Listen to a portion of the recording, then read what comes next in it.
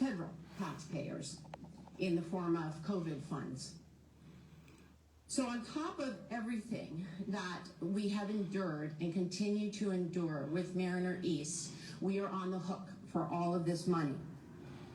I want you to keep this in mind when you are approached about or you hear about the proposed hydrogen hub for southeastern Pennsylvania, because that involves Energy Transfer. It is a key player in this. If that proposal gets funding, gets permits, residents here who have already been impacted by Mariner East will be impacted again by new pipelines being put in that easement, because Energy Transfer is a key player in Mach 2.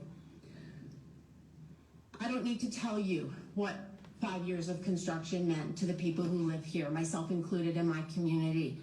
I don't need to tell you what we're facing if there's a leak or when there's a leak on Mariner East. We are told to run a half-mile upwind on foot, and we're still without an emergency plan. I know that's on the agenda today, an update, and I'm curious about that.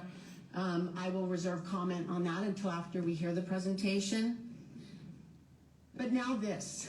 As I was preparing to come to the meeting today, we got word about another sinkhole in West Whiteland Township. I'm not sure if you're aware of it. I have learned that West Whiteland Township was not aware of it. My supervisors were not aware of it. The township manager was not aware of it. But on Thursday, when West Whiteland saw, I know in my friend Libby's neighborhood, they got 6 inches of rain on Thursday. On Lisa Drive, in those backyards that were ruined by construction and families forced to leave, a sinkhole opened up.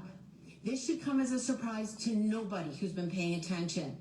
That is unstable geology, made even worse by the construction. They did direct pipe through there against our recommendations, against scientists' recommendations, against environmentalist recommendations.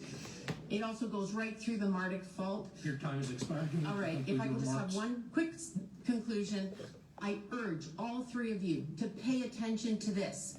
When the first sinkhole happened in 2017, it was just the beginning of a whole slew of them.